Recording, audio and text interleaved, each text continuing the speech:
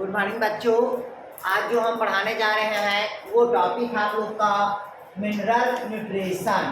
कौन सा कहता है भाई? Mineral nutrition.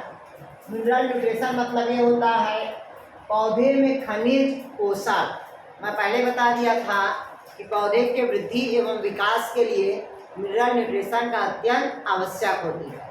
और वो जो मिनरल न्यूट्रिशन होगा वो पौधे से जब हम एनालिसिस करते हैं तो हमको 60 प्रकार के क्या होता है मिनरल न्यूट्रिशन की रिक्वायर्ड होती है। उसमें से 60 प्रकार में से केवल पौधे के लिए जो उपयोगी होता है वो केवल 17 प्रकार के मिनरल न्यूट्रिशन उपयोगी होता है, जिसको दो ग्रुप में बांटा गया है।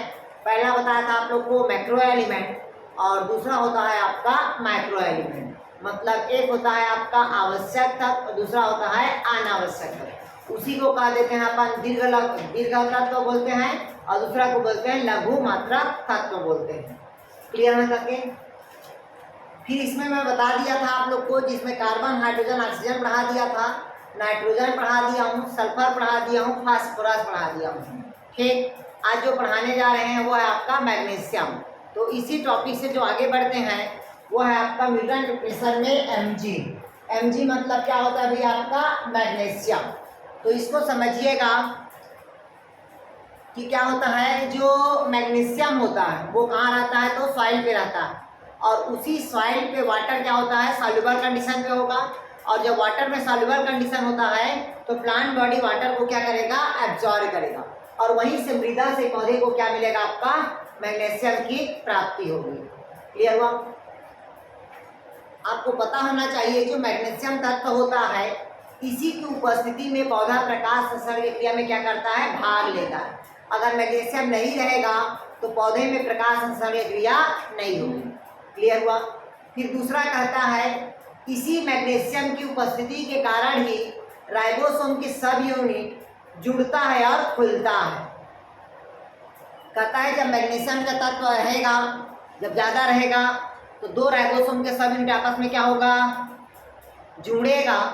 और अगर एक राइबोसोम अगर कम रहेगा मैग्नीशियम तो राइबोसोम क्या होगा भाई? आपका नहीं जुड़ेगा। इधर देखिएगा कैसे जुड़ता है, खुलता है।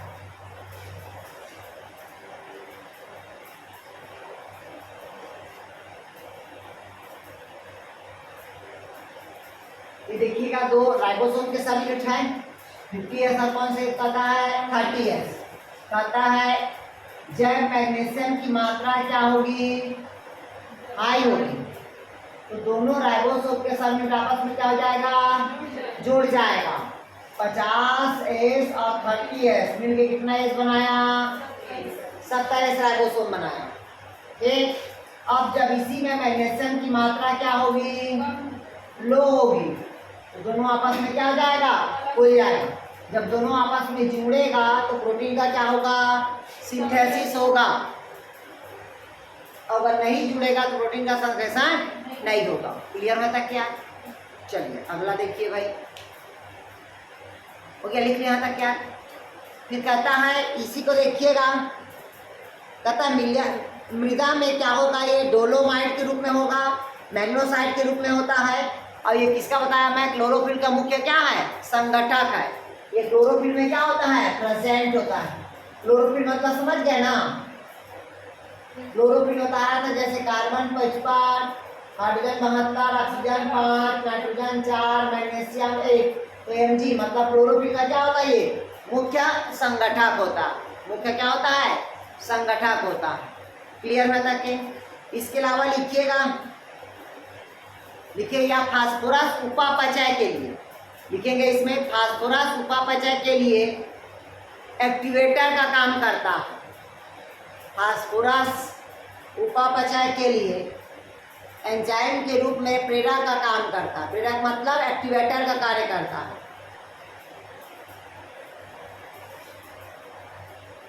हो गया? उसी में लिखिएगा श्वसन एवं वसा के निर्माण में मुख्य भाग लेता है। इसमें कहता भी आपका रेस्पिरेशन और फैट के निर्माण में मुख्य रूप से भूमिका निभाता है। लिखिएगा श्वसन एवं वसा निर्माण में महत्वपूर्ण कार्य करता है।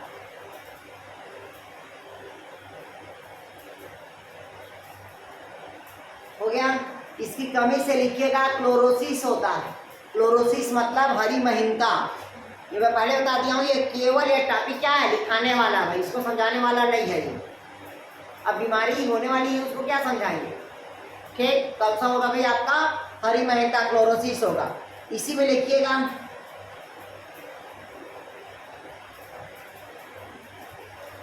प्रोटीन संश्लेषण एवं वसा संश्लेषण की क्रिया कम हो जाती है।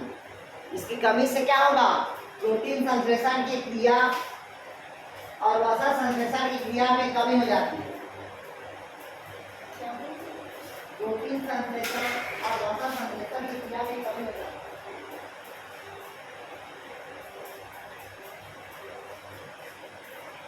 प्रोटीन संश्लेषण और वसा की क्रिया में क्या हो जाती है, कमी हो जाती है। लिख लिया यहाँ तक क्या। तीसरा पॉइंट अगला लिखेंगे, ये हो गया। अब हेडिंग डालेंगे आयरन। अब आयरन को देखते हैं।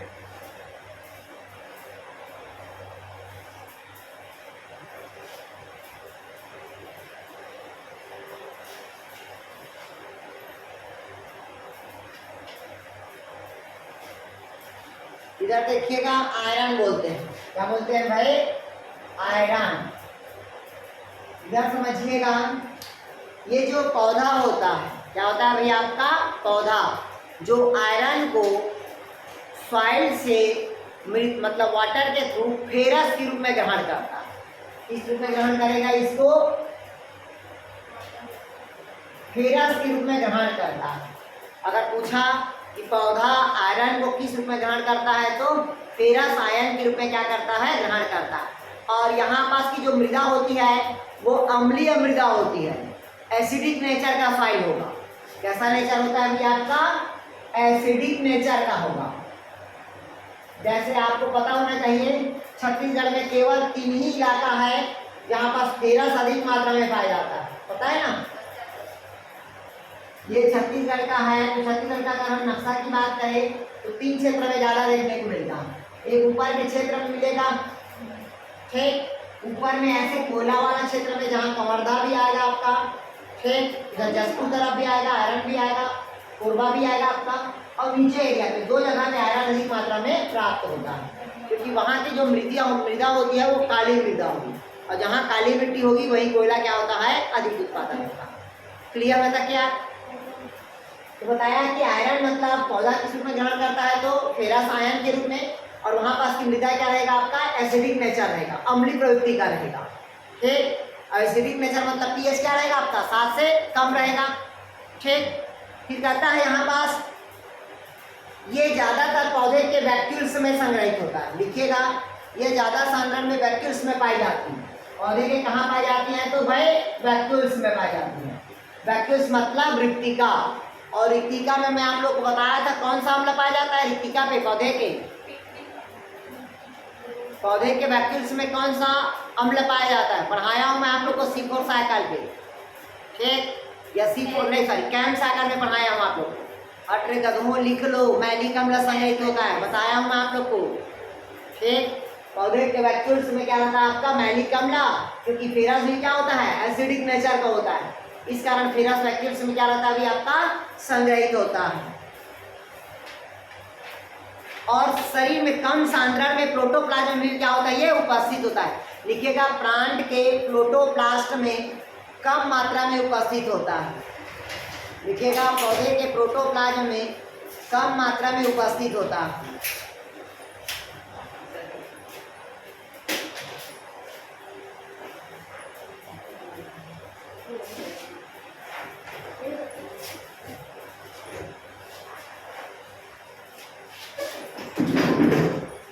अब देखिएगा, जो आयरन होता है, आयरन का मुख्यतः जो काम होता है ईटीएस में भाग लेता है। किसमें भाग लेता है, ईटीएस में। ईटीएस लिखवाया था मैं आप लोग को इलेक्ट्रॉन ट्रांसपोर्ट सिस्टम में।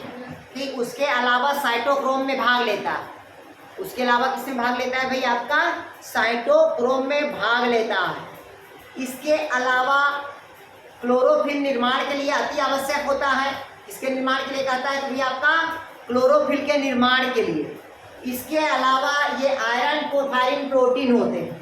ये क्या होगा भाई आपका, आयरन पोरफायरिन प्रोटीन होता है।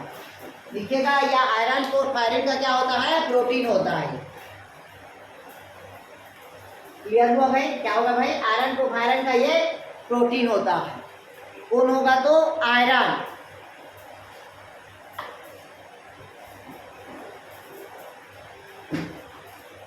अब लिखिए इसके कमी के लक्षण। पहला कमी के लक्षण लिखिएगा, आयरन की कमी से क्लोरोफिल का निर्माण रुक जाता है। लिखिएगा आयरन की कमी से क्लोरोफिल का निर्माण रुक जाता है। और लिखिएगा दूसरा, प्रोटीन संश्लेषण भी रुक जाती है।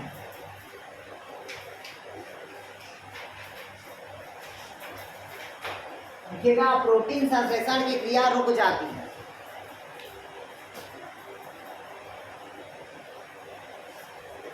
लिखिएगा प्रोटोप्लाज्म में एमाइड्स तथा अमीनो अम्ल अधिक मात्रा में संग्रहित होता है। लिखिएगा प्रोटोप्लाज्म में एमाइलेट्स,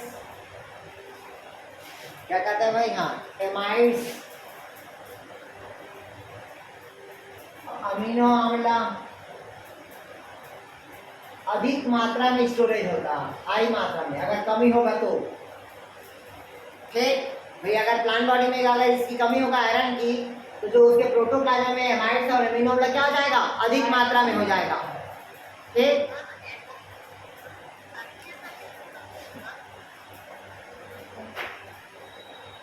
हो गया दिखती।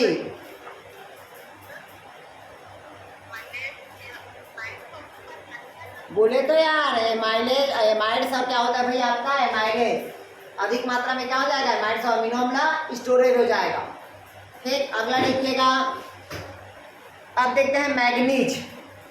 अभी डालिएगा मैग्नीज।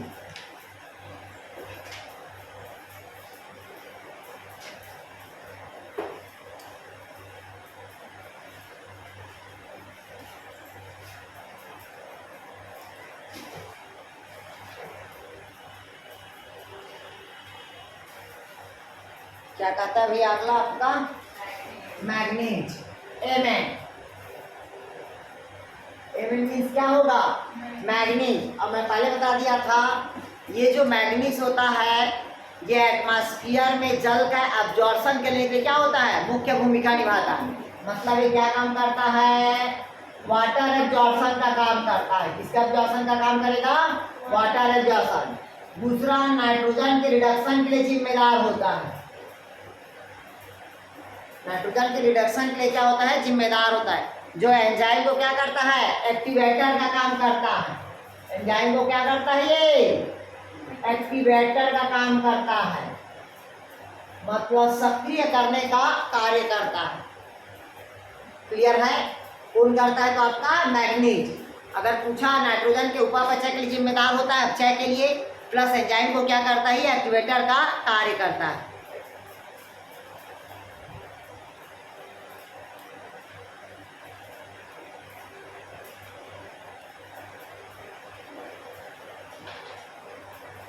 हो गया, वो तो पहले ही बता दिया, नाइट्रोजन रिडक्शन में काम करता है। अब इसके डायरेक्टर लिखिएगा कमी के लक्षण।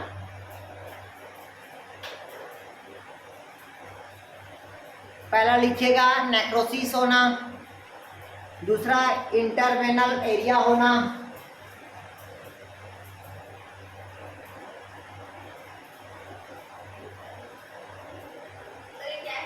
या इसी को बोलते हैं वेन क्लियरिंग बोलते हैं। और नेक्रोसिस,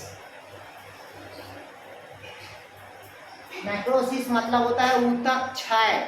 ऊतक क्षय मतलब है, समझिएगा, ये पौधा का क्या हुआ, पत्ती हुआ, पत्ती के जितने भी जो ऊतक होगा सब धीरे धीरे क्या हो जाएगा, नष्ट हो जाएगा। और नष्ट होने के अलावा इसमें केवल जाली बस बचता है।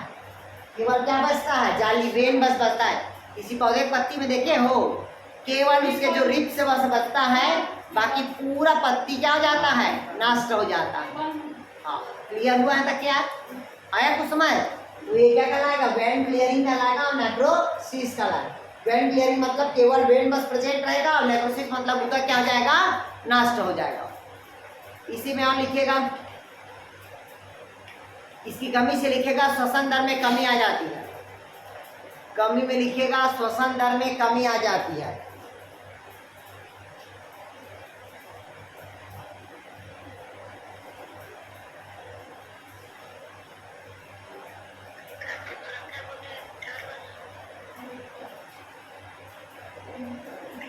लिखिएगा, ये क्लियर हो गया। अब लिखिएगा मैग्नीज की अधिकता के कारण,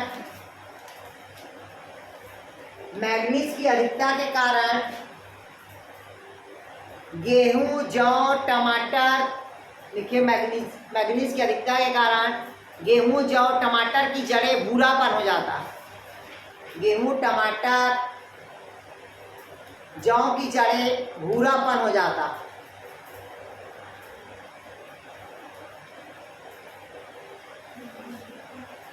अगला लिखिएगा बोरान।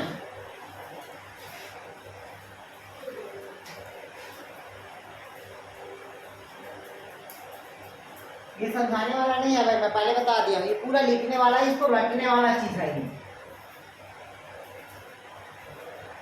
लिखिएगा, चलिए लिखिएगा बोरान। देखिए लिखा है यहाँ पर से, या बोरिक अम्ल कैल्शियम तथा मैग्नीशियम बोरेट के रूप में मृदा में उपस्थित होती है। किस रूप में रहता है ये? लिखिएगा calcium, magnesium, boric acid, boric acid, calcium, magnesium, और होता है आपका, कौन होगा भाई आपका? Borate acid. कौन होगा भाई आपका? Borate acid. इन चारों ग्रुप में कहाँ पाया जाता है पौधे में? सॉइल, मतलब कहाँ पाया जाता है? तो सॉइल में पाया जाता है। और सॉइल में घुलनशील होगा तो प्लांट बॉडी वाटर को क्या करेगा? एब्जॉर्ब करेगा। तो पौधे में क्या होगा भाई आपका? बोरान किस फॉर्म में अंदर जाएगा? किस फॉर्म में जाएगा? बोरिक एसिड या कैल्शियम, मैग्नीशियम या बोरेट एसिड। क्लियर हो तक? लिखिएगा इसका मुख्य काम, लिखिएगा बोरान बोरेट एनायन या टेट्रा बोरेट के रूप में पाया जाता है। बोरान एनायन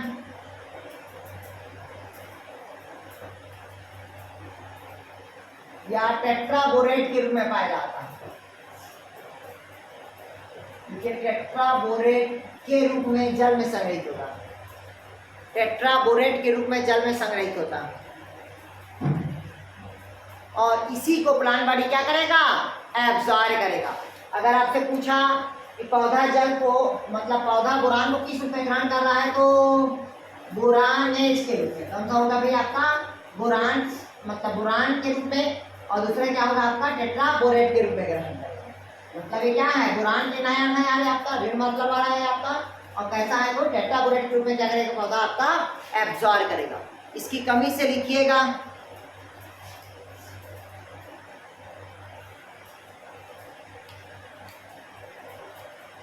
इसकी कमी से लिखिएगा रूट और शूट की मृत्यु हो जाती है। रूट और शूट की मृत्यु हो जाती है, मतलब जड़ के अग्रभाग और तने की अग्रभाग की क्या हो जाएगी? मृत्यु हो जाएगी।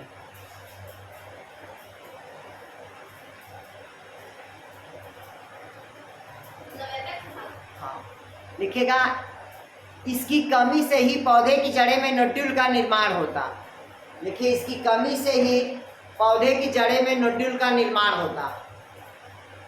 देखिए इसकी कमी से ही पौधे की जड़ें में नोड्यूल का निर्माण होता है। और नोड्यूल कौन से पौधे की जड़ें में प्राप्त होगा यार अनुपमा?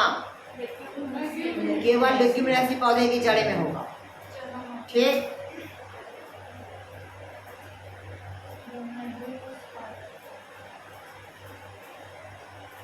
तो क्या लिख लिया? यहाँ तक क्या है? लिखिए इसमें, लिखिएगा पत्तियों में पर्णफलक। पर्णफलक मतलब समझते हो? लीफ ब्लेंड बोलते हैं उसको, जो पेटियोर रहता है ना, वही पत्र फलक हो। लिखिएगा पत्तियों के पर्णफलक तांबाई रंग का हो जाता है, तांबा रंग का दिखाई देता है।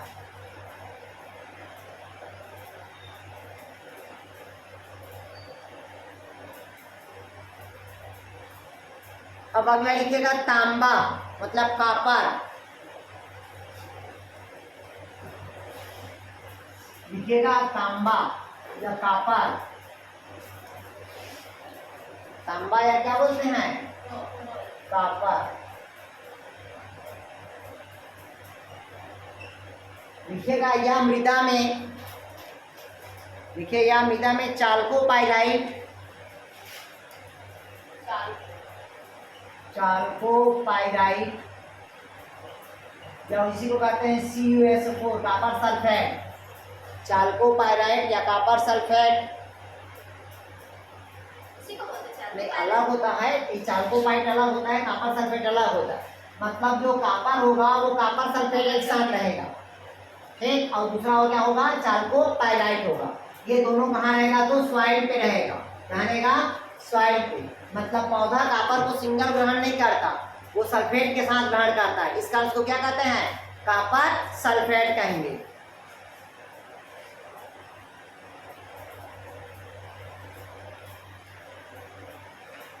लिखिएगा पौधा इसको कॉपर को डाईवैलेंट कॉपर के रूप में ग्रहण करता है, पौधा कॉपर को डाईवैलेंट कॉपर के रूप में ग्रहण करता है। लिखिएगा पौधा कॉपर को डाईवैलेंट कॉपर के रूप में ग्रहण करता है।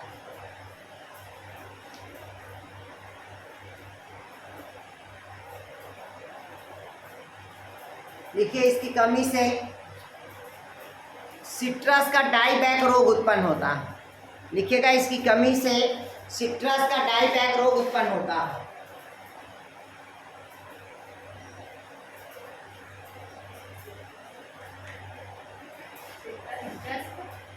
सिट्रस का डाईबैक रोग उत्पन्न होता है, इसको लिखिए, काम का अंदर कर लीजिएगा। इसी को कहते हैं डाईबैक ऑफ साइट्रस। ये काम का लिख लीजिएगा, डाईबैक ऑफ साइट्रस, मतलब कॉपर की कमी से होता है।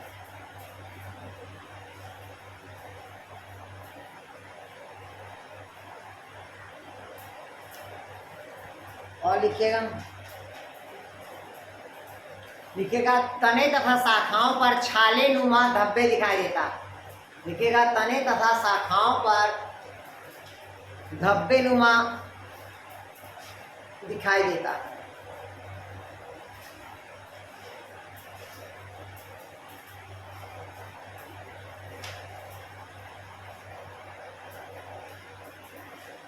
अगला लिखिएगा जिंक, अगला लिखिएगा जिंक।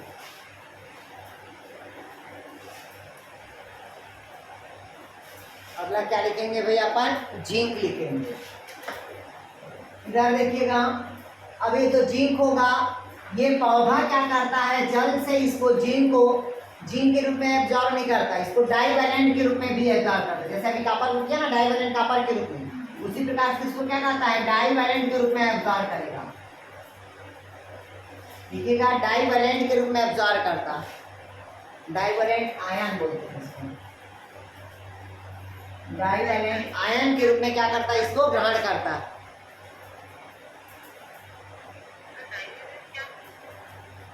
डाईवैलेंट मतलब मृदा में क्या होता है, डाईवैलेंट आयन के रूप में होता है, जैसे कि मैग्नेटाइट और बायोटाइट के रूप में पाया जाता है। मैग्नेटाइट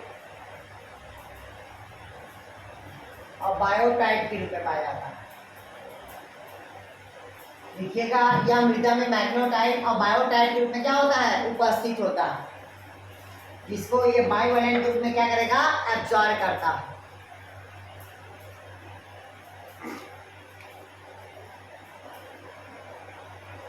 लिखिएगा जिंक अनेक एंजाइम, एंजाइम मतलब समझते हो, अनेक एंजाइम को क्या करता है, एक्टिवेटर का काम करता है। जैसे लिखिएगा कार्बनिक एनाइडेज, लिखिएगा कार्बनिक एनाइडेज, लैक्टिक अम्ल, एल्कोहलिक अम्ल आदि को सक्रिय करता है। लैक्टिक अम्ल, एल्कोहलिक आदि को सक्रिय करता है।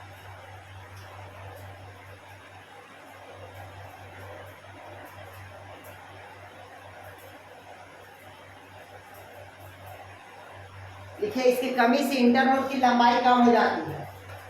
देखिए इसकी कमी से इंटरनोड की लंबाई में कमी आ जाती है। इंटरनोड जानते हो यार, ये जड़ में पाया जाता है इंटरनोड की तना में, और अदरक में क्या मिलेगा? ये अदरक में क्या बोलते हैं इसको? ज्यादा इसकी कमी से इंटरनोड की वृद्धि कम होती है। राइजोम गुड, कमी हो जाती है, मतलब वृद्धि नहीं हो पाती इसकी। हाँ देखिए, जीन की कमी से पौधों में बीज का निर्माण नहीं होता।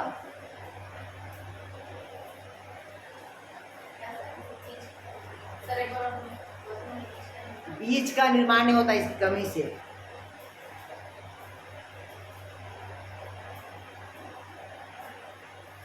लिखिएगा, जीन की अधिकता से पौधे में, लिखिएगा जीन की अधिकता से पौधों में, जीन की अधिकता में पौधों में, ब्रैकेट में कर दिया तंबाकू, तंबाकू में निकोटीन का उत्पादन अधिक होती है।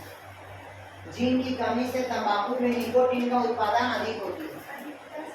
हाँ, निकोटीन की उत्पादन अधिक होती है।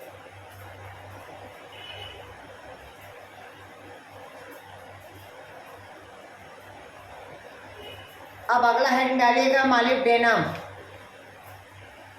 अगला हेडिंग क्या रहेगा भैया आपका? मॉलिब्डेनम। ये काम का है मॉलिब्डेनम, इसको याद रखना, इससे क्वेश्चन बनता है। क्या कहता है भाई? मॉलिब्डेनम। एमो, एमो मतलब क्या होगा? मॉलिब्डेनम। ये देखिएगा, ये जनरली क्या होता है, यह मृदा में मॉलिब्डेट आयन के रूप में पाया जाता है, जिसको जड़ों द्वारा क्या करते हैं? अवशोषित करते हैं। लिखिएगा, मृदा में मॉलिब्डेनम को मॉलिब्डेट के रूप में ग्रहण करते हैं। किस रूप में ग्रहण करते हैं भाई? मॉलिब्डेट के रूप में। लिखिएगा, मॉलिब्डेट के रूप में क्या करता है आपका? प्लांट एब्जॉर्ब करता है। और इसका मुख्यतः काम होता है नाइट्रेट का रिडक्टेज करता है। नाइट्रेट का क्या करता है भाई? रिडक्टेज। लिखिएगा, इसका मुख्य काम, इसको कई बार पूछ चुका है, मॉलिब्डेनम का क्या कार्य होता है? तो मॉलिब्डेनम क्या करता है भाई? नाइट्रेट का रिडक्टेज करता है।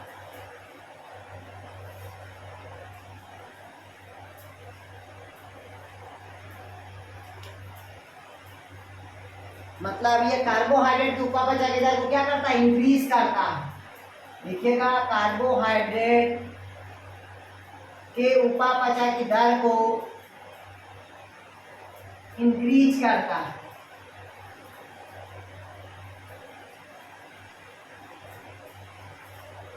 क्लियर हुआ? अगर पूछेगा आपसे मॉलिब्डेनम का क्या काम होता है, तो क्या काम करता है? नाइट्रेट का रिडक्टेज करता है, मतलब नाइट्रोजन फिक्सेशन के लिए है, ठीक। और ये कार्बोहाइड्रेट के उपापचय की दर को क्या करता है? ये बढ़ाता है। इसकी कमी से लिखिएगा, देखिए इसकी कमी से विप टेल डिजीज होता है। विप टेल,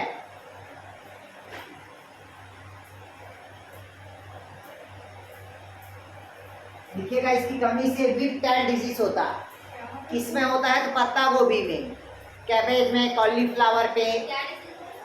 विप टेल अथवा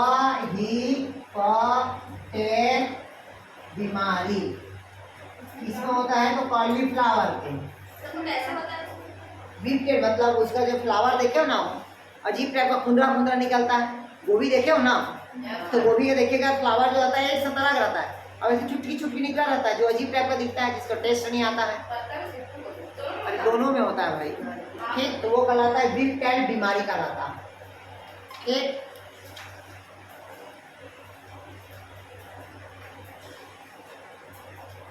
चलिए अब अगला अंतिम लिखिएगा क्लोरीन। अगला लिखिएगा क्लोरीन।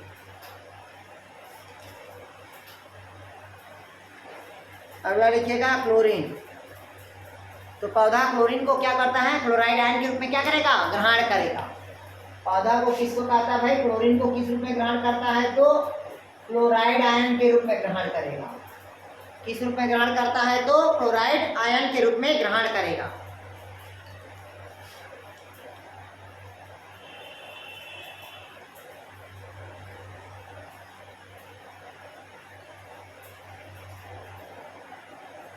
लिखिएगा, इसकी कमी से सामान्यतः जड़ मुग्गत कार हो जाता है, कप सेप्ट हो जाता है जड़े।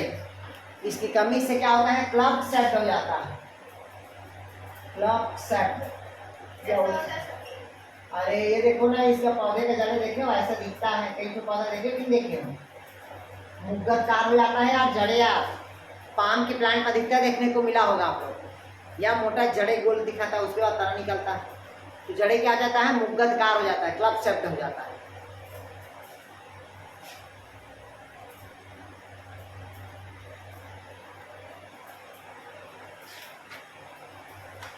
हो गया यहाँ तक? क्या ये हो गया आपका मिनरल न्यूट्रिशन। इसी मिनरल न्यूट्रिशन में क्या किया, कुछ मतलब प्लांट को क्या करके देखा, ग्रो करके दिखाया। जैसे कि हाइड्रोपोनिक्स, तो लिखिएगा एक लाइन में, जल में उगने वाले पौधे को हम क्या कहते हैं? हाइड्रोपोनिक्स कहते हैं। देखिएगा, जल में उगाने वाले पौधे को हाइड्रोपोनिक्स कहते हैं। केवल जल में खेती किया जाता है, समझ रहे हो ना? जल के लिए क्या होता है? मृदा की आवश्यकता नहीं होती, जबकि जल में घुलनशील सभी प्रकार के क्या होते हैं? मिनरल न्यूट्रिशन होता है। आप लोग घर में मनी प्लांट लगाए हो, तो मनी प्लांट में देखिए केवल पानी बस को क्या करते हो? उसका चेंज करते हो ना, तो मतलब पानी में जो भी मिनरल न्यूट्रिशन होता है उसको क्या करता है? प्लांट बॉडी एब्जॉर्ब कर लेता है। तो जल में उगने वाले पौधे को हम क्या कहेंगे? हाइड्रोपोनिक्स। मतलब इसका केवल खेती किसमें किया जाता है? पानी में किया जाता है। अगर आप भी करना चाहते हो तो कर सकते हो। कैसे करना है सुन लो, कैसे करना है सुन लो। ये प्लास्टिक के मोटा से क्या लोगे? पाइप लोगे, दोनों तरफ ढक्कन को क्या कर देना? बंद कर देना। ठीक, 1 छेद 2 छेद 3 छेद 4 छेद 5 छेद 6 छेद, पूरा यहाँ तक के पानी क्या है? भरा हुआ रहेगा। पूरे पानी क्या है? भरा हुआ। आ गया समझ? अब यहाँ से मार्केट के टमाटर का पौधा लेके आ गए, नहीं आया समझ? एक और कोई पौधा लेके आ गए जिसमें टमाटर का पूरा पौधा है, समझ? या मान लो आपका क्या बैगन का पौधा है, आया? आलू कैसे उगेगा पानी के अंदर? नॉर्मल बीज में आप बीज को किसी डंडे से बांध दो और आधा डूबा रहे पानी में, आधा पानी के ऊपर रहे, मतलब वो सीड को भीगना चाहिए ना, तभी तो अंकुरित होगा। अंकुरित होने के बाद कहाँ जाएगा? ऊपर आएगा, और ऊपर आएगा तो पानी से क्या होगा? उसको मिनरल न्यूट्रिशन मिलता रहेगा, और ऊपर से क्या मिलेगा? प्रकाश क्रिया होती रहेगी। तो अब इसमें लटकाने के लिए इसमें क्या हो? रस्सी बांध दो ऊपर से, ताकि पौधा ना ग्रोथ हो तो लंबाई झुके मत। नहीं है समझ? ठीक, बस इसको हर 5 दिन में आप पानी के साथ क्या करते रहो? चेंज करते रहो, क्योंकि 5 दिन 10 दिन में मिनरल न्यूट्रिशन को क्या करेगा? प्लांट एब्जॉर्ब कर लेगा। पानी के अलावा कुछ डालना नहीं पड़ेगा, कुछ भी नहीं डालना पड़ेगा, क्योंकि दुनिया का हर मिनरल न्यूट्रिशन कहाँ है? वाटर में, घुलनशील में। ये वाला सस्ता है, तो हाइड्रोपोनिक्स है, इसमें खरपतवार नहीं उगता भाई। जितना ज्यादा खरपतवार किसमें उगता है? मृदा में उगता है, मिट्टी पे उगता है, पानी में खरपतवार नहीं उगता है। क्लियर हुआ यहाँ तक? क्या तो ये पहला क्या हुआ? हाइड्रोपोनिक्स। दूसरा कहता है आपका सैंड कल्चर। दूसरा क्या किया जाता है? Sand culture. सैंड कल्चर मतलब समझते हो? सैंड कल्चर कर रहे हो रे? बालू संवर्धन, मतलब केवल बालू पे या पत्थरों में क्या किया जाता है? कल्चर किया जाता है, ग्रो कराया जाता है। कभी कराए हो ग्रो? नहीं कराए होगे तो सुन लो, इधर देख लो। आप जाना अरपा नदी, अरपा नदी में ऐसे क्या करना? रेता को छान ऐसे हाथ में निकाल लेना और मृदा को धो देना, केवल रेता रेता रहे, और रेता रखने के बाद पेट्री प्लेट में रख देना, और पेट्री प्लेट में बहुत सारे पेड़ उसको डाल देना, बीज को डाल देना, और मॉइस्चर रहेगा वो, और मॉइस्चर रहने के कारण क्या करेगा? वो ग्रो करेगा। ठीक, तो वो कहलाता है सैंड कल्चर, बालू संवर्धन। आया समझ? नहीं आया? ठीक, ये मृदा विहीन खेती बता दिया मैं आप लोग को, हाइड्रोपोनिक्स बता दिया, ठीक, सैंड कल्चर बता दिया। ठीक, तो ये एक प्रकार से क्या होता है भाई? आपका मिनरल न्यूट्रिशन समाप्त हो गया। ऑर्गेनिक कंपाउंड भी पढ़ा दिया हूँ मैं आप लोग को, ट्रांसपोर्ट भी पढ़ा दिया हूँ, प्लांट बॉडी का वाटर एब्जॉर्प्शन पढ़ा दिया हूँ। अब आप लोग को जो पढ़ाना है वो छोटा छोटा चीज़ पढ़ाना है, जिसमें से आपका ये है हाइपरटोनिक सॉल्यूशन, ये टॉनिक सॉल्यूशन, वो टॉनिक सॉल्यूशन जो है ना, तो उसको लिखिए। तो पहला हेडिंग डालिएगा आप लोग,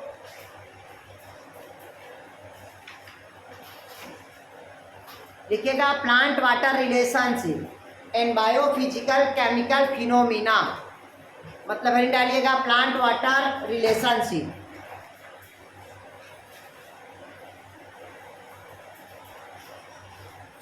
हेडिंग डालेंगे plant water relationship, plant water relationship.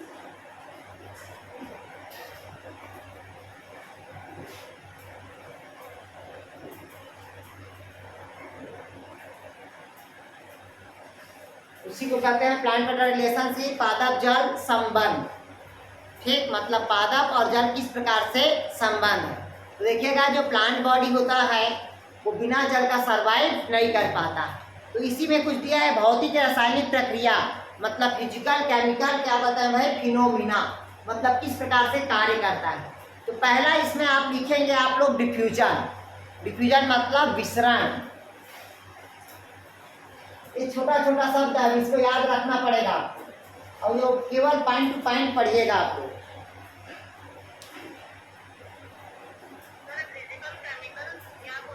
Physical chemical phenomena.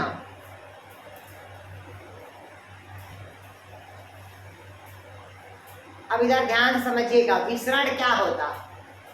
विसरण क्या होता है, जैसे कि मान लीजिएगा अनुराधा है, अनुराधा मस्त परफ्यूम लगा के आई है और परफ्यूम लगाने के पश्चात यहाँ पर सामने पे खड़ी हो गई। अब इस पूरे रूम में वो परफ्यूम क्या हो जाएगा, फैल जाएगा। क्यों फैला, क्योंकि उस पदार्थ के अणु मॉलिक्यूल क्या होगा, अधिक सांद्रता है।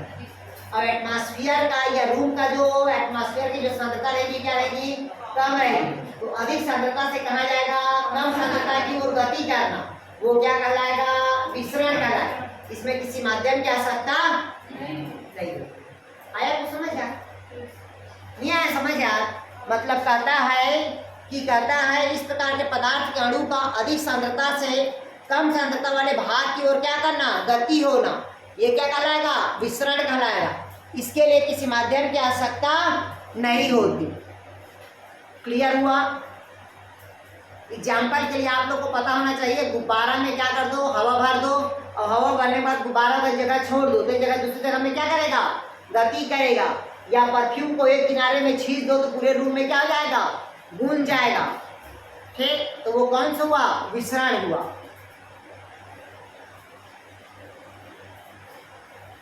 आया समझ यार? केवल परिभाषा हमको याद रखना हमेशा। मतलब क्या होता है, पदार्थ के अणु। अणु मतलब क्या होगा, हाई कॉन्सेंट्रेशन क्या होगा, लो कॉन्सेंट्रेशन, किसी माध्यम की रिक्वायर्ड नहीं होगी, तब क्या कहलाएगा, वो विसरण कहलाएगा। क्लियर हुआ? अब कहता है इसी में विसरण दाब कहता है, तो ये कहलाता है डिफ्यूजन। और दूसरा टॉपिक है हमारा डिफ्यूजन प्रेशर। क्या कहता है भाई, डिफ्यूजन प्रेशर, इसको हिंदी में कहते हैं मिश्रण दाब।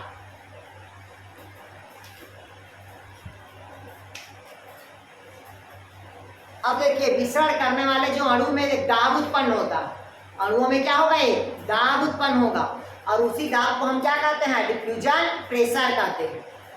लिखा है विसरण दाब विसरण करने वाले अणुओं की संख्या अथवा उसकी संख्या के समानुपाती होता है। ठीक, तब उसे हम क्या कहते हैं, विसरण दाब।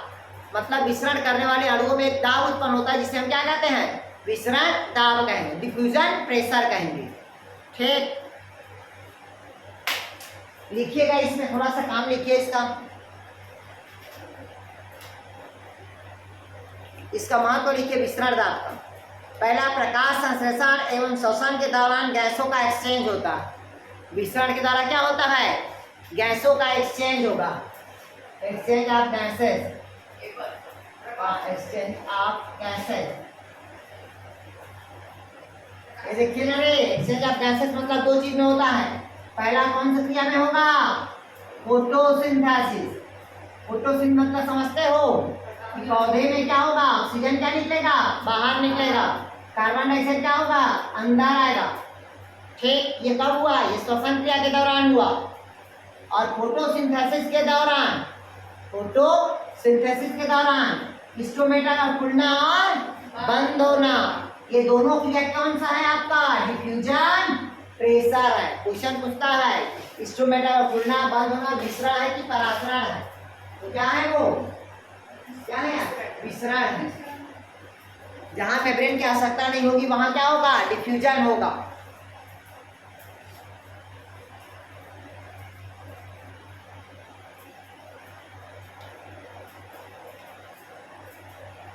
ठीक,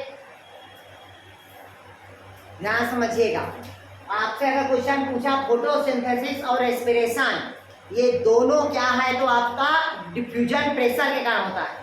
अगर पूछा भोज्य पदार्थों का स्थानांतरण, मतलब मिनरल न्यूट्रिशन का ट्रांसपोर्ट, तब वो क्या होगा? विसरण सह ऑस्मोसिस होगा। इधर देखिएगा, फूड मटेरियल का ट्रांसलोकेशन,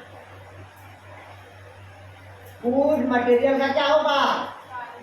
ट्रांसलोकेशन, मतलब फूड मटेरियल का स्थानांतरण किसके कारण होगा? डिफ्यूजन के साथ। डिफ्यूजन के साथ क्या रहेगा? सह, मतलब को ऑस्मोसिस होगा, मतलब परासरण भी उसमें भाग लेता। आया समझ? मतलब भोज्य पदार्थ के स्थानांतरण के साथ में कौन भाग लेता है? विसरण के साथ साथ परासरण की क्रिया भी क्या होती है? भाग लेती है। लेकिन अगर फोटोसिंथेसिस और रेस्पिरेशन पूछा तो दोनों कौन सी क्रिया होगी? हमेशा डिफ्यूजन होगी। आया समझ यहाँ तक के? चलिए अब अगला लिखेंगे आप लोग ऑस्मोसिस, मतलब परासरण।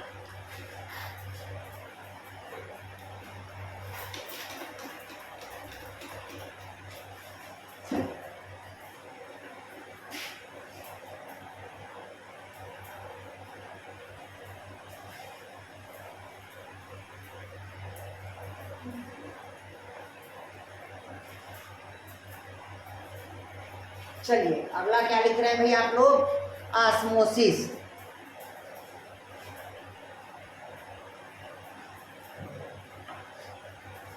तो इधर देखिएगा, ऑस्मोसिस ये कहता है परासरण, मतलब ऑस्मोसिस सॉल्वेंट के अणुओं का, सॉल्वेंट मतलब क्या होता है? विलायक के अणुओं का अधिक सांद्रता वाले विलयन की ओर होने वाला एक रेखीय प्रवाह होता है। कैसा होता है? एक रेखीय प्रवाह होता है, जिसे रासायनिक दृष्टि से विसरण का विशिष्ट प्रकार है, जिसमें विलय के अणुओं का नहीं बल्कि विलायक के अणुओं का प्रवाह होता है।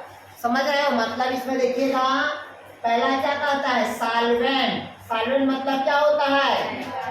विलायक। और दूसरा क्या होता है अभी आपका? सॉल्यूट। सॉल्यूट मतलब क्या होता है? विलय होगा। तो दोनों अलग अलग चीज है। जैसे कि शक्कर क्या है? विलय है। शुगर क्या है? जो घुलेगा वो हमेशा क्या होगा? विलायक। और जो घोलेगा वो क्या कहलाएगा? विलायक। तो जल क्या होगा? और शक्कर क्या होगा? आया तो समझ आ? तो इसमें ये कहता है ऑस्मोसिस में अधिक सांद्रता से, अधिक सांद्रता से कम सांद्रता की ओर क्या करना? गति करना। इसमें अर्धपारगम्य में झिल्ली की क्या होती है? आवश्यकता होगी। मतलब किसकी? सेमी परमिएबल मेम्ब्रेन की आवश्यकता होगी। वो क्या कहलाएगा? ऑस्मोसिस कहलाएगा। इसमें भी अधिक से कम की हो जाएगा। कम की हो जाएगा। क्लियर को यार, जिसमें अर्धपारगम झिल्ली की आवश्यकता होगी हमेशा क्या होगा भाई? आपका ऑस्मोसिस होगा। जिसमें सेमी परमेबल मेम्ब्रेन की रिक्वायर्ड नहीं होगी हमेशा क्या होगा? वो डिफ्यूजन कहलाएगा।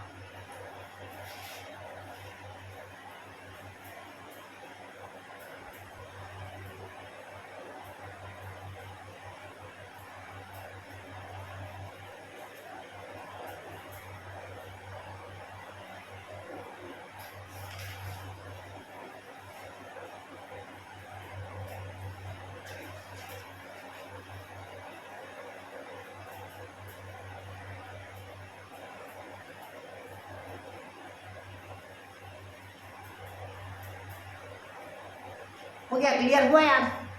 नहीं आया? पक्का? तो इसमें क्या चीज़ की आवश्यकता होती है? अर्धपारगम झिल्ली की आवश्यकता होती है। बस एक लाइन बस याद रखना। तो इसका उदाहरण पूरा रे, अंडा है, आलू है रे, आपका बॉडी है रे, आपका शरीर है ना, पानी में डूबती हो ना, तो पानी में डूबती है तो शरीर के अंदर घुसता है क्या पानी? घुसता है क्या? नहीं घुसता। क्यों?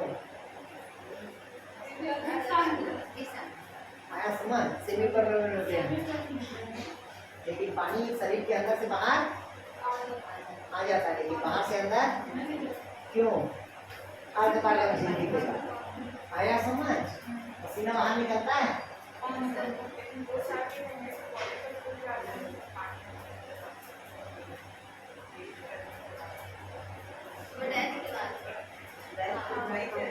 मुंह से जाएगा, नाक से जाएगा, जाने का रास्ता है। इसमें कहाँ जाने का रास्ता दिख रहा है? ये क्लियर हुआ यार? चलिए इसी में लिखते हैं परासरण था। इसमें में क्या लेते हैं? Osmotic pressure.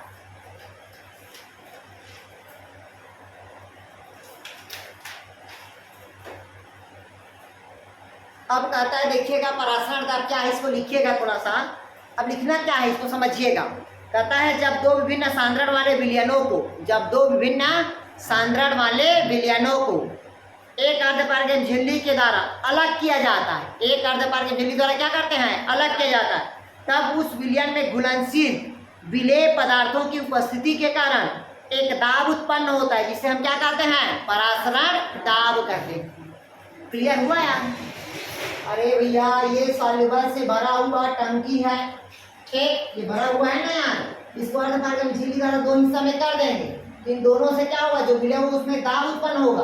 अब दाब उत्पन्न होगा तो क्या होगा? एक तरफ ज्यादा झुकाव होगा, तब इसे हम क्या कहते हैं? परासरण दाब कहते हैं, विसरण दाब कहेंगे। क्लियर हुआ यार? शक्कर को घोल देना, ठीक। ये देखिएगा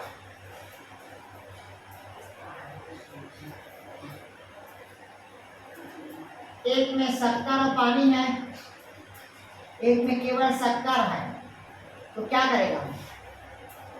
ये शक्कर पानी यहाँ तक के है और इसमें केवल शक्कर है और अर्धपारगम झिल्ली है, तो क्या होगा? क्या होगा बताओ?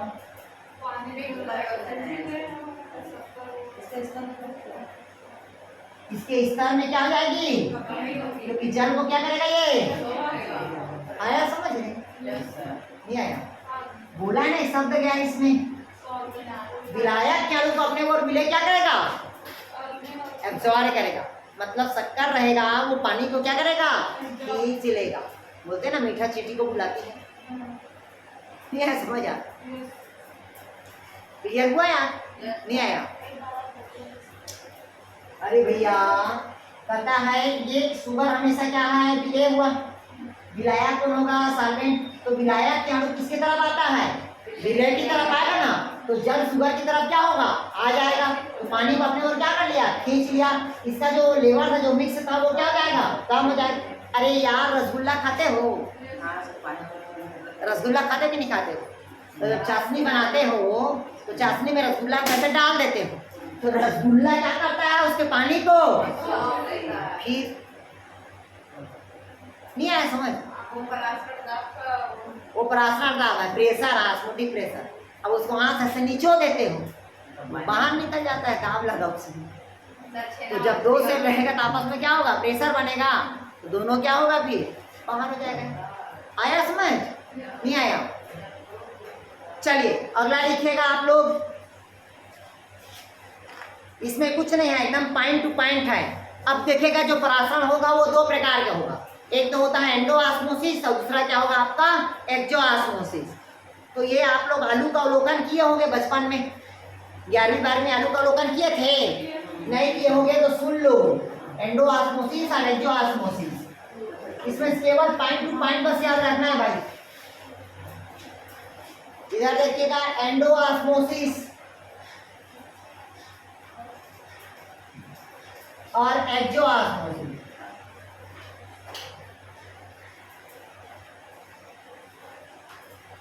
इधर समझिएगा, ये आलू को एक टुकड़ा गड्ढा, ये आलू है, ये क्या है भाई? आलू है। आलू को बीच से क्या कर लिए, गड्ढा कर दिए। क्या कर दिए, गड्ढा कर दिए। इसमें क्या भर दिए, शुगर के सॉल्यूशन भर दिए। और प्लेट के बाहर में क्या भर दिए, पानी भर लिए। पानी भर लिया ना यार, तो इस पानी को शुगर क्या करेगा, एब्जॉर्ब करेगा। तो वो क्या होगा, क्लियर हुआ, राइट नहीं है, नहीं है पक्का। मतलब शुगर जल को क्या कर लिया, ले लिया, शरीर के अंदर क्या कहलाएगा, एंडोऑस्मोसिस। फिर एक ठो आलू लिए, फिर क्या किया, एक ठो आलू, आलू को बीच से क्या कर दिए, गड्ढा कर दिए। और गड्ढा करने के बाद इसके चारों तरफ क्या लगा दिए, प्लेट लगा दिए। और प्लेट अब यहाँ पास क्या भरोगे, पानी भर दोगे। क्या भर दोगे, पानी भरोगे। और बाहर में क्या रख दोगे, शुगर।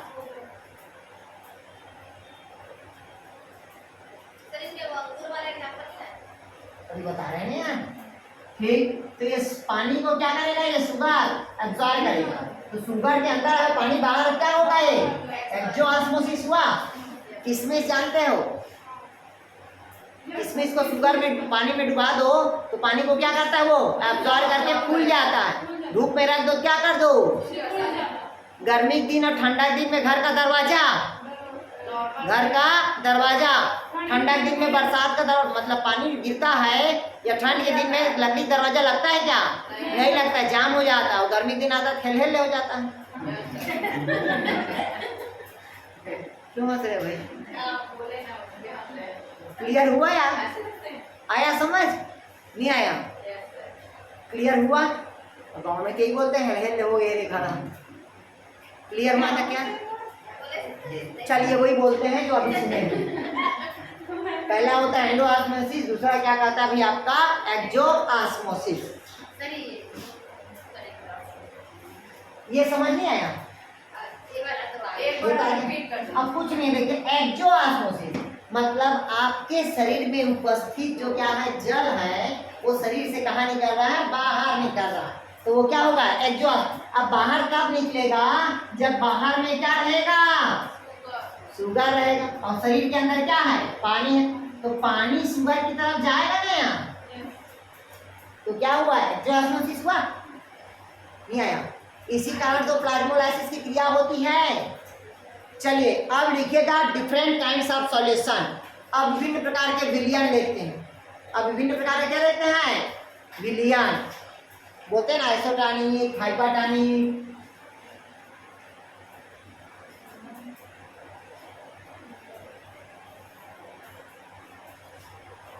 लिखिएगा विभिन्न प्रकार के solution, different kinds of solution.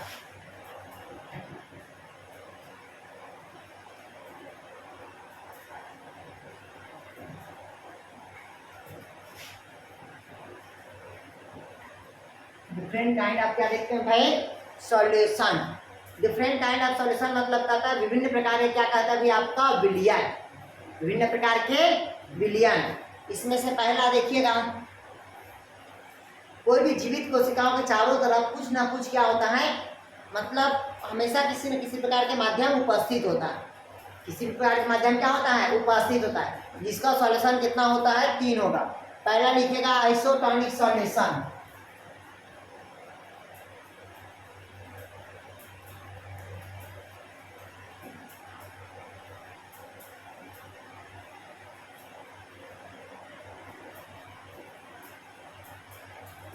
इसको हिंदी में कहते हैं समपराश्री विलयन।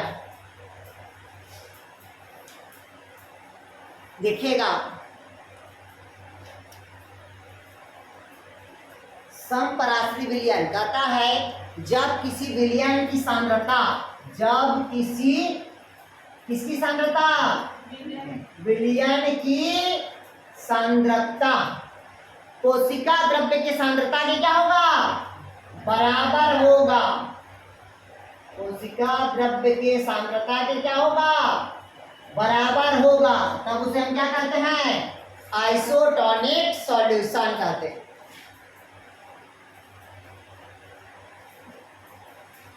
आया कुछ समझ रहे, जैसे कहता है जब किसी विलयन की सांद्रता, जब किसी विलयन की सांद्रता कोशिका द्रव्य के सांद्रता के क्या होगा, बराबर होगा, तब क्या होगा, समपराश्री विलयन।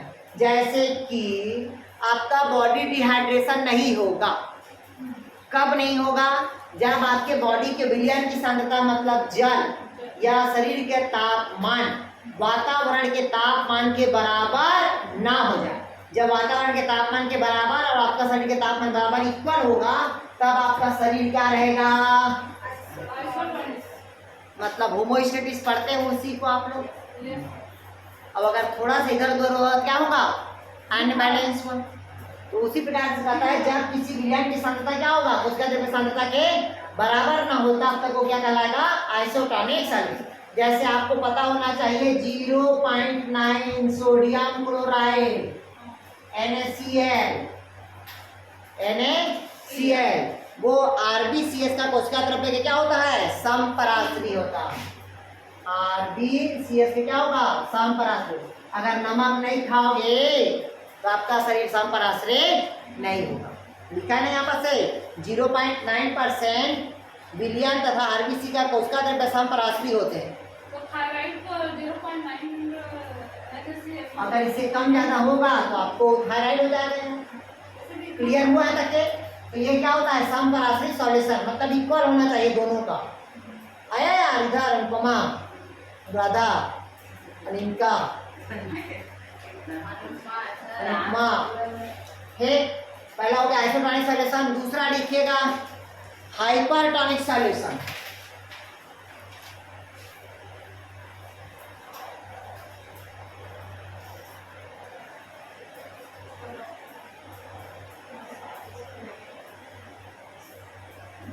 हाइपरटोनिक मतलब होता है अति पराश्री। क्या कहते हैं इसको? अति पराश्री विलयन। लिखिएगा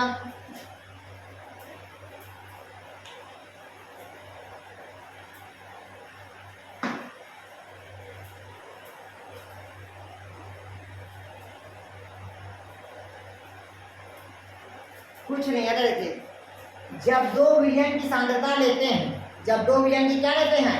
सांद्रता लेते हैं, जिसकी एक ज्यादा होगी वो क्या कहलाएगी? अति पराश्री। अगर वैसे में समझ नहीं आया होगा तो हम समझा देते हैं। देखिएगा जब किसी विलयन की सांद्रता कोशिका द्रव्य के सांद्रता से क्या होगा? अधिक होगा तो क्या कहलाएगा? Hypertonic solution. ये समझा? और यही पास अगर हाइपोटोनिक सॉल्यूशन रहता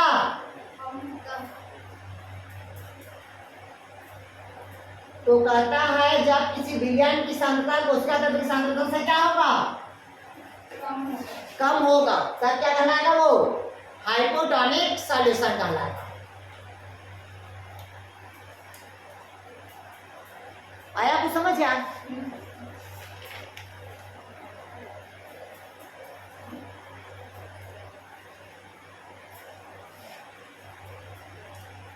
अगला लिखेगा इम्बिबेशन।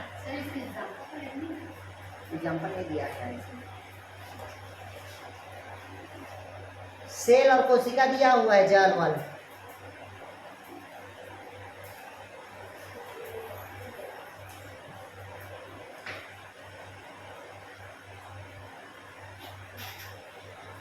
दिया हुआ है इसमें शरीर का वाटर के लेवल भी सभी दोनों में दिया हुआ। मतलब ये दिया है कि जब आपके शरीर का शुगर लेवल और शक्कर का लेवल जब दोनों बराबर रहेगा, जल और पानी शुगर का लेवल, तो वो क्या होगा? आइसोटोनिक। आपके शरीर में अगर शुगर की मात्रा बढ़ जाएगा तो आपका शरीर क्या हो जाएगा? फूल जाएगा। तो क्या करता है वो? हाइपरटोनिक। और शुगर का लेवल कम हो जाएगा, पानी बच रहेगा, क्या होगा? हाइपोटोनिक। ठीक है समझ? चलिए अगला लिखिएगा इम्बिबेशन, अंतःचूषण। लिखिएगा अंतःचूषण, इम्बिबेशन।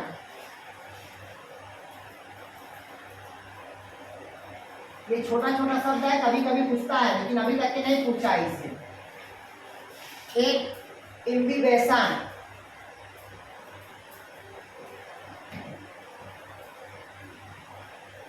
हिंदी में कहते हैं अंतःचूषण।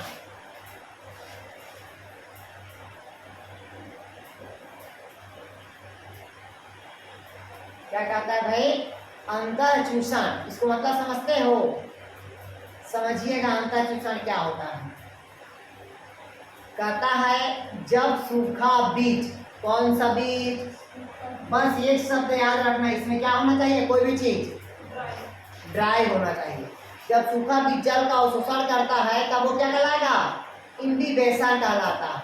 क्या कहलाएगा, इम्बिबेशन। जैसे देखिएगा अभी कुमुदनी के घर में एक गिलास है और एक गिलास में ऐसे क्या रखी है, वो चना रखी है, उसकी आयतन इतना ही है और है कि नहीं है, यहाँ सूखा बीज है। तो अब फिर दूसरा गिलास ली और उस गिलास में क्या डाल दी, वही चना को डाली हुई है और चना के अलावा उसमें और क्या डाल दी, वो पानी डाल दी। क्या डाल दी, तो उसकी आयतन क्या हो गई, वो कौन सा दिया हुआ, आया समझ में।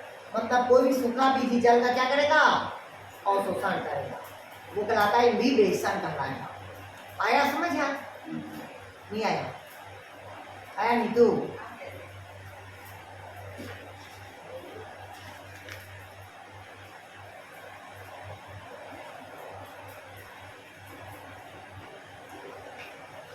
अगला लिखेगा प्लाज्मोलाइसिस, जीव द्रव्य कुंचन। अगला लिखेगा प्लाज्मोलाइसिस, जीव द्रव्य कुंचन।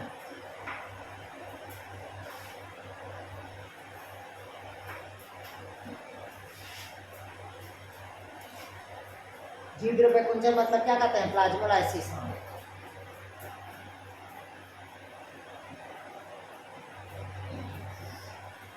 क्या कहता है भाई, प्लाज्मोलाइसिस, इसको हिंदी में कहते हैं जीव द्रव्य कुंचन।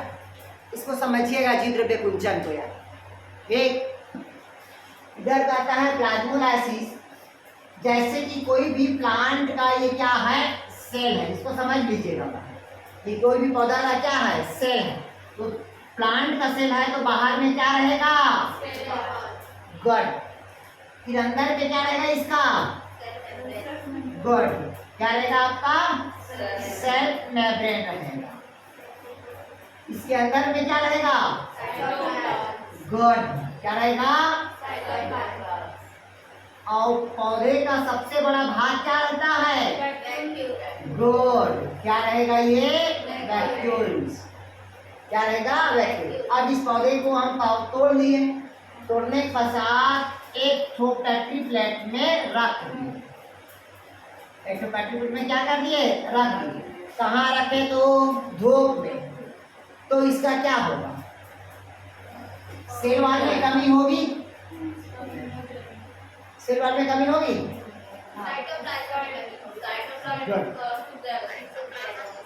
मतलब कहता ये है कि सेल वाल तो सेम रहेगा, इसके अंदर का जो जल रहेगा वो धीरे धीरे क्या हो जाएगा, सूख जाएगा, और जितना सेल मेम्ब्रेन होगा इसी एक कार्नर पे आगे क्या हो जाएगा, चिपक जाएगा, और एक कार्नर पे आगे क्या हो जाएगा, व्यवस्थित हो जाएगा।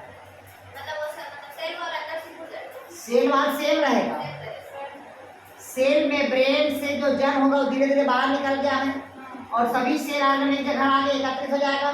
प्रोटोप्लाज्म एक जगह क्या हो गया, सिकुड़ गया, जब एक जगह सिकुड़ गया तब क्या कहलाएगा, वो प्लाज्मोलाइसिस। अब पूरा इसको जल में डाल दो तो क्या हो जाएगा, डीप्लाज्मोलाइसिस।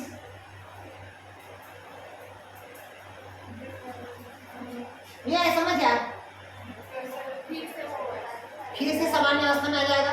डायग्राम को देखिएगा ताकि आप लोगों को समझ आ जाए। देखिएगा डायग्राम कुछ नहीं है, इतना थ्योरी पढ़ने कोई मतलब, हम पढ़ेगा। ये डायग्राम दिखा है आप लोगों को, सफिशिएंट है।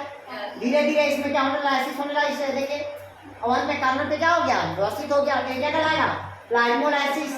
ठीक, और कंप्लीट हो गया तो क्या कहलाएगा, कितना वापस आएगा तो डीप्लाज्मोलाइसिस। इसमें नहीं दिया, क्लियर हुआ यहाँ तक के, नहीं आया समझ। चलिए इसको लिखिएगा, मतलब लिखेगा प्रोटोप्लाज्म का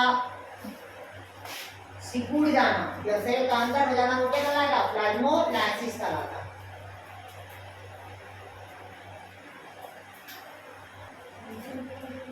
इधर देखिएगा, अब कहता है डीपीडी। क्या कहता है भाई, डीपीडी। डीपीडी मतलब होता है डिफ्यूजन प्रेशर डेफिशिएंसी। लिखिएगा इसको, डिफ्यूजन प्रेशर डेफिशिएंट। इसका मतलब समझिएगा, डिफ्यूजन प्रेशर क्या होता है, डिफिशियंस। तो ये मोस्ट इंपॉर्टेंट है, यहाँ से क्वेश्चन पूछता है। जब लास्ट में हम लोग क्वेश्चन बताएंगे ना, वहाँ पर क्वेश्चन पूछता है।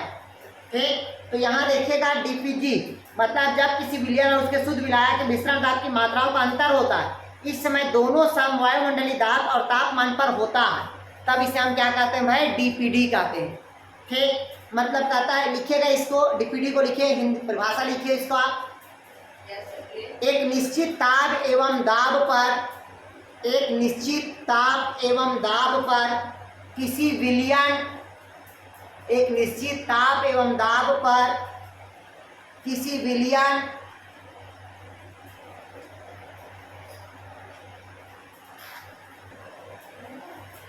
चलिए लिखिएगा डीपीडी। डीपीडी लिखे, एक निश्चित ताप एवं दाब पर, एक निश्चित ताप एवं दाब पर किसी विलयन एवं उसके शुद्ध विलायक के विसरण दाब में अंतर को ही विसरण दाब न्यूनता कहते हैं। हाँ, विसरण दाब अंतर कहते हैं, न्यूनता कहते हैं। कहता है जब एक निश्चित ताप और क्या हुआ, दाब पड़ा, तो वहां पर शुद्ध विलायक के विसरण दाब में क्या होने लगा, अंतर दाब, मतलब डिफ्यूजन में क्या होने लगा, अंतर होने लगा, तब हम इसे क्या कहते हैं, विसरण दाब अंतर कहते हैं। तो लिखिएगा डीपीडी बराबर एसपी बराबर ओपी होता है। इसको समझिएगा, डीपीडी मतलब डिफ्यूजन प्रेशर डेफिशिएंस बराबर एसपी मतलब सक्शन प्रेशर बराबर ऑस्मोटिक प्रेशर, दोनों क्या होगा, इक्वल होगा, तब क्या कहलाएगा, डीपीडी कहलाएगा। ठीक, लिखिएगा थोड़ा सा। एसपी को क्या बोलते हैं? एसपी मतलब बोलते हैं, इसको कहते हैं सक्शन प्रेशर, चूसण दाब, सक्शन प्रेशर बोलते हैं। लिखिएगा डीपीडी शब्द को मेयर ने उपयोग किया था। डीपीडी शब्द को किसने उपयोग किया था, मेयर नामक वैज्ञानिक ने।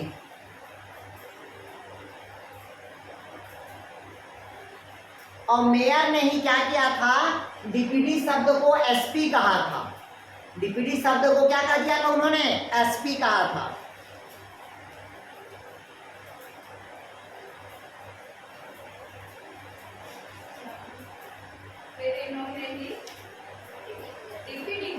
हाँ,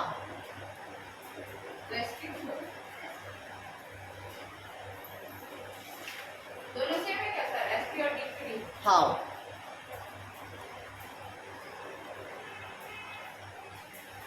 हो गया, लिख लिया। सर ये परिभाषा को थोड़ा समझाइए ना, नहीं आता। अरे कहता है भाई, जब किसी एक विलयन के एक निश्चित ताप एवं दाब पर किसी विलयन एवं उसके शुद्ध विलायक के विसरण दाब में अंतर को विसरण कहते हैं। कुछ नहीं है, इधर देखेगा, एक बोला शुगर का सॉल्यूशन है और दूसरा एक पानी है।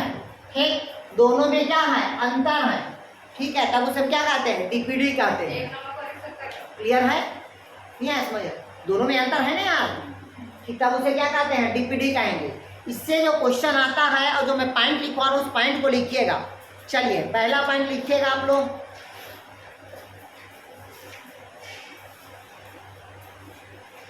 लिखिएगा एसपी बराबर लिखिएगा osmotic pressure minus turgor pressure. लिखिएगा डीपीडी बराबर क्या होगा, एसपी इक्वल क्या होगा, ऑस्मोटिक प्रेशर। एसपी बराबर क्या होगा, ऑस्मोटिक प्रेशर माइनस टीपी होता है, टर्गर प्रेशर। तो ये डीपीडी को ही एसपी कहा गया। अरे भैया, डीपीडी को ही एसपी शब्द कहा जाता है। तो एसपी बराबर क्या होगा, ऑस्मोटिक प्रेशर माइनस क्या होगा, टर्गर प्रेशर।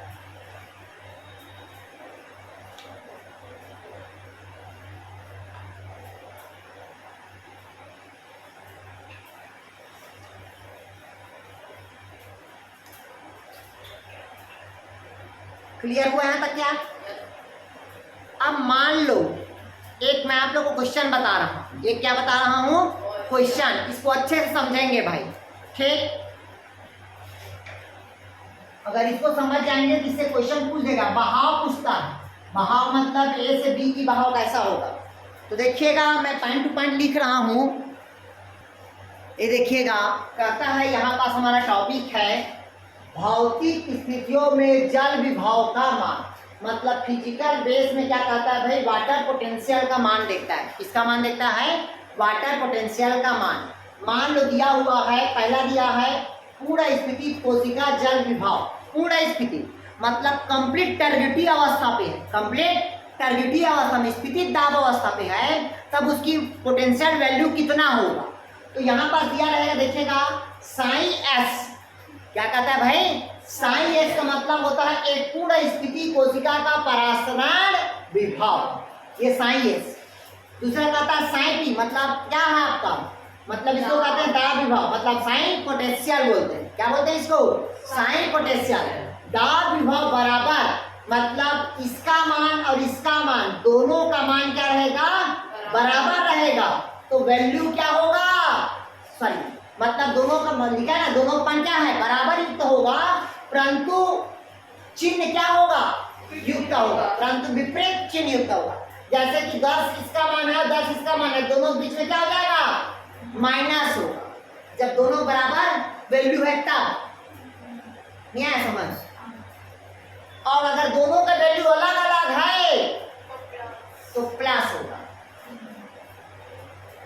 नहीं आया समझ। 10 रुपये आपके पास है, 10 रुपये आपके पास है, तो दोनों में क्या हो जाएगा, वैल्यू माइनस। 10 आपके पास है, 5 आपके पास है, आया तो समझ, नहीं आया?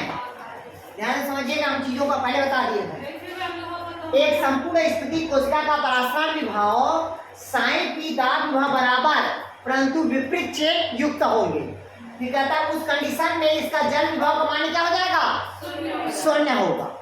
कैसे होगा इधर समझिएगा। उदाहरण का फार्मूला कहता है मतलब जल विभव बराबर एक स्थिति कोशिका का प्लस क्या हो जाएगा आपका विभव का।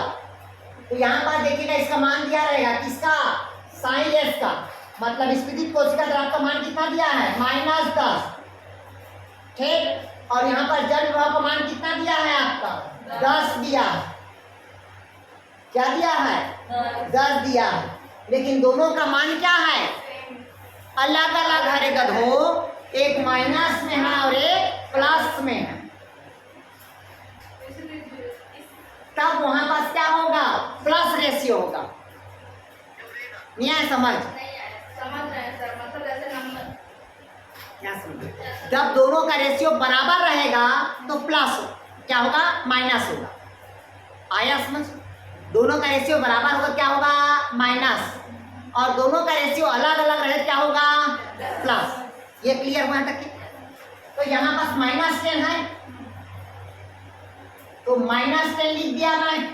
जो फार्मूला लगाना है ऑस्मोटिक्स मतलब क्या होता है, प्रेशर कितना है, -10 है, और दाब विभव कितना है, 10 है। इसके फार्मूला में क्या कहता है, -10 प्लस क्या हो जाएगा, 10 हो जाएगा, क्योंकि दोनों का रेशियो क्या है, इक्वल है। एक माइनस, अरे आप 10 रुपये घाटा पे हो और ये 10 रुपया फायदा पे, तो अंतर नहीं है, तो अंतर रहेगा तो प्लस नहीं रहेगा। नहीं है क्या समझ। सर प्लस से अंदर तो सूत्र के हिसाब से लग रहा है, देखो जैसे कि तो सूत्र के हिसाब से ही लगाना है। ऊपर में लिखा है भाई, इसको अच्छे से पढ़ो, मैं बोला ना इसको, इसलिए मैं बोला इसको बार बार पढ़ोगे समझ आएगा, नहीं तो वहां पास क्वेश्चन उल्टा करके आ जाओगे। सर इसमें लिखा कुछ नहीं बोलते और मतलब जो समझ वाटर पोटेंशियल बोलते हैं इसको। लिखा देखिएगा एक पूर्ण स्थिति कोशिका का परासरण विभव ऑस्मोटिक मतलब दाब विभव के बराबर होगा, परंतु विपरीत चिन्ह युक्त होगा। जब दोनों बराबर होगा तो चिन्ह क्या हो जाएगा, अलग। दोनों बराबर रहता प्लस होगा, लेकिन क्या होगा, विपरीत चिन्ह युक्त होगा। कहता है फिर उस कंडीशन में जल विभव का मान क्या हो जाएगा, 0। जब दोनों का मान अगर सेम रहेगा तो मान क्या हो जाएगा, 0, और दोनों का अलग रहेगा तो मान क्या हो जाएगा, अलग आएगा। तो यहाँ पर देखिएगा, यहाँ फार्मूला दिया हुआ है, क्योंकि इसके हिसाब से दिया है फार्मूला को ना, क्योंकि दोनों का मान क्या रहेगा, अंतर दिया है उदाहरण के हिसाब से। क्योंकि उदाहरण में कहता है एक का मान कितना है, -10 है, और एक का मान कितना है, 10 है। इसके फार्मूला में लगाओगे क्या हो जाएगा, इसका वैल्यू 0 हो जाएगा। इस कंडीशन में पूर्ण स्थिति कोशिका जल विभव। अब दूसरा पॉइंट लिखिएगा, स्लग कोशिका का जल विभव। स्लग सर इसी वजह से ना अलग नंबर सर इसमें माइनस क्वेश्चन करवाइए ना एक आध दो। -10 और 10 है तो अलग नंबर लेके करो। जैसे मान लीजिए अरे भैया ये देखिए, चलिए लिखिएगा इसको, एक दूसरा नंबर से करें। लिखिएगा साइन एस का मान 20, ठीक, और साइन पी का मान -20, तो क्या होगा? जीरो मेरा कहना जैसे माइनस मतलब ले रहे हैं तो माइनस के अलग अलग दोनों को मान ले 10 लो, अब बना लो इसको, दोनों अंतर है ना, तो अंतर है क्या होगा? प्लस होगा, तो 30 आएगा यहाँ, वाई की कंफर्म करें। नहीं आया समझ आया? अब अगर ये माइनस दे दिया क्या होगा? जीरो नहीं 10 आएगा। 10 आएगा ना, 10 आएगा, 20 है नंबर में। अरे गधों ऐसे होगा ना, 20 प्लस -10, हाँ सर वही नहीं आया समझ गया? अगर सेम नंबर आएगा तभी माइनस होगा। तो क्वेश्चन ये मान दिया रहेगा ना, इसको मान दिया रहेगा, ठीक, अभी पूछेगा ना ए से बी की तरफ झुलाव जाएगा किसी की तरफ, वही देखना, रुको ना। चलिए दूसरा क्वेश्चन लिखिए, दूसरा लिखिएगा, अब स्लग कोशिका का जल विभाव, ये किसका था? पूर्ण स्फीति कोशिका का था। अब कहता है स्लग कोशिका का, लिखिएगा स्लग कोशिका का जल विभाव, स्लग कोशिका का जल विभाव, स्लग कोशिका का जल विभाव, लिखिएगा इसको। जब किसी पूर्ण रूप से स्लग कोशिका अवस्था में आ जाती है, लिखिएगा, चलिए इसको हिंदी में, स्लग कोशिका का जल विभाव लिखे, डेश करके लिखिएगा। जब कोशिका पूर्ण रूप से स्लग अवस्था में आ जाती है, जब कोशिका, स्लग मतलब होता है रे आपका फ्लैसिएटेड सेल, फ्लैसिएटेड सेल बोलते हैं। जब कोशिका पूर्ण रूप से स्लग अवस्था में आ जाती है, तब उसके स्फीति दाब का मान 0 हो जाता है, तब उसके स्फीति दाब का मान 0 होगा, मतलब जल विभाव का मान क्या हो जाएगा? 0। स्फीति दाब मतलब साइन पी, जब कोशिका पूर्ण रूप से स्फीति दाब 0 मान हो जाता है। इस अवस्था में उस कोशिका का, सर फिर से बोलना दीजिए। ए यार शांत रहो आप लोग, हम जो बोल रहे हैं बस वो लिखिए आप लोग अभी। देखिए, जब कोशिका पूर्ण रूप से स्लग अवस्था में आ जाती है, लिख लिए यहाँ तक के, क्या लिखे यार? जब कोशिका पूर्ण रूप से स्लग अवस्था में आ जाती है, तब उसके स्फीति दाब का मान 0 हो जाता है। स्फीति दाब मतलब साइन पी, ठीक। इस अवस्था में उस कोशिका का साइन एस, उस कोशिका का साइन एस उसके साइन डब्ल्यू के बराबर हो जाता है, साइन डब्ल्यू के बराबर हो जाता है। सर एक और हो गया। मैं लिख पाया। इधर देखिएगा, दूसरा कहता है, पहला हम पढ़े एक स्फीति दाब में पढ़े, स्फीति दाब मतलब एक प्रेशर लग रहा था। दूसरा क्या है? शिथिल अवस्था में, स्लग अवस्था में, फ्लैसिएटेड सेल, उस अवस्था में कहता है, उदाहरण के लिए एक स्लग कोशिका का WS मान कितना है? -10 बार। कितना है? -10 बार। दूसरा कहता है ऑस्मोटिक प्रेशर माइनस कितना है? 0 बार। अब फार्मूला का मतलब है हमारा साइन W बराबर साइन एस प्लस क्या होगा? Psi Q। तो साइन एस का मान कितना दिया है? -10, W और साइन P का मान कितना दिया है? 0। तो दोनों के मान क्या है? अंतर है। जब दोनों का मान अंतर है तो क्या होगा? प्लस। अब दोनों का अंतर क्या होगा? मतलब दोनों का मान क्या होगा? इक्वल। तब बीच में क्या होगा? माइनस। ये तो हम पहले पढ़ लिए थे, कंफ्यूज नहीं होना, मैं पहले बता रहा हूं, केवल माइनस और प्लस का एक खेल है, ठीक। तो जब दोनों है इसमें -10 हुआ, प्लस कितना है? 0 है। अरे 0 है ना इसका मान यहाँ, तो भाई -10 माइनस प्लस क्या जाएगा? 0। तो -10 में से +0 को घटाओगे तो माइनस क्या बचेगा? नहीं बचेगा, सेम साइन W बराबर आयस मतलब स्लग की कोशिका में क्या होगा? -10 हो गया, जैसा क्वेश्चन दिया उसके हिसाब से, ठीक। तीसरा क्वेश्चन लिखिएगा, पूर्ण रूप से, तीसरा क्वेश्चन लिखिए आप, तीसरा पॉइंट लिखिएगा, पूर्ण रूप से रसा कुंचित कोशिकाओं का जल विभाव। लिखिएगा, पूर्ण रूप से रसा कुंचित कोशिकाओं का जल विभाव। इंग्लिश में कहते हैं water potential of plasmolyzed cell. English में क्या बोलते हैं? Water potential of plasmolyzed cell. Hindi में लिखिए उसको, हिंदी में कहते हैं पूर्ण रूप से रसाकुंचित कोशिकाओं का जल विभव। देखिए, पूर्ण रूप से रसाकुंचित कोशिकाओं का जल विभव, ये हिंदी में हुआ। इंग्लिश में कहते हैं water potential of plasmolyzed cell. हाँ, डेस्क करके लिखिएगा, डेस्क करके लिखिएगा। रसाकुंचित कोशिका के कोशिका द्रव्य का, रसाकुंचित कोशिका के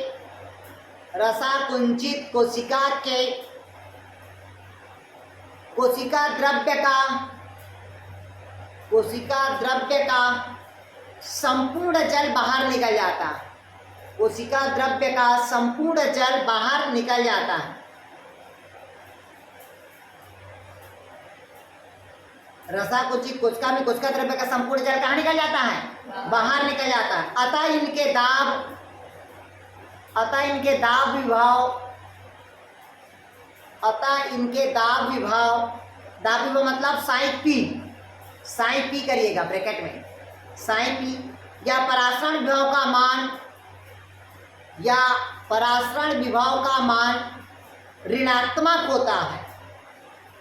परासरण विभव का मान ऋणात्मक होता है। अतः प्राप्त होने वाले साइन डब्ल्यू का मान, मतलब वाटर पोटेंशियल का मान, प्राप्त होने वाले साइन डब्ल्यू का मान और ऋणात्मक हो जाता है। साइन डब्ल्यू का भी मान क्या हो जाएगा? और ऋणात्मक हो जाता है। उदाहरण के रूप में समझिएगा, किस रूप में समझना है? उदाहरण के रूप में लिखा है एक रसाकुंचित कोशिका का, कैसा कहता भाई? रसाकुंचित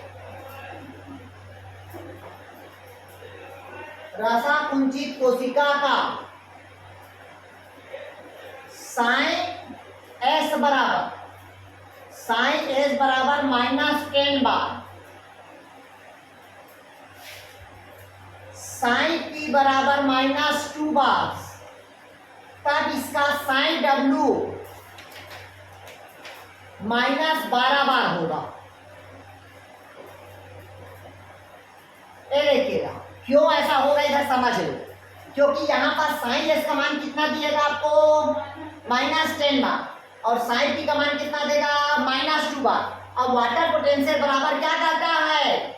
वाटर पोटेंशियल बराबर करता है साइन एस, और आपका क्या हो जाएगा? दोनों मान क्या है? अलग अलग है, तो दोनों मान अलग मतलब क्या हो जाएगा?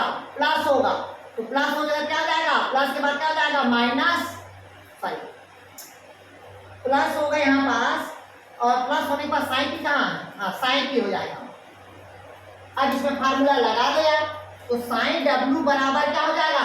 इसका मान कितना है? -10 है, प्लस इसका मान कितना है? -12 है यार। तो साइन डब्ल्यू बराबर क्या हो जाएगा? माइनस माइनस क्या हो जाएगा आपका? प्लस हो जाएगा। तो 10 प्लस कितना हो जाएगा? 12। नहीं, ये माइनस होगा रे, ये माइनस ये प्लस है ना, यहाँ पर प्लस माइनस क्या हो जाएगा? प्लस हो जाएगा, और यहाँ पर क्या हो जाएगा? माइनस। तो माइनस क्या हो जाएगा आपका? 12 आंसर होगा। क्लियर ना था? नहीं आया सर वो 12 कहाँ जाएगा?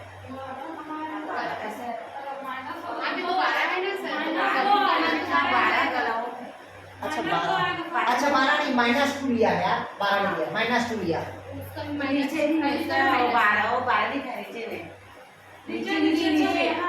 हाँ, तो इसको 2 करना पड़ेगा, तभी तो -2 बार आएगा। ठीक, मतलब कहता है 10 में से -2 घटेगा, क्या होगा? -2 ही आएगा। क्लियर हुआ यार? मतलब एक फार्मूला में जैसा ये दोनों मान दिया रहेगा आपको, ये मान दिया रहेगा और ये मान नहीं दिया रहेगा आपको, ये क्वेश्चन दिया रहेगा। क्लियर है? नहीं आया समझ? अब बहाव पूछेगा। चलिए क्वेश्चन लिखेंगे, समझ आएगा आप लोग को।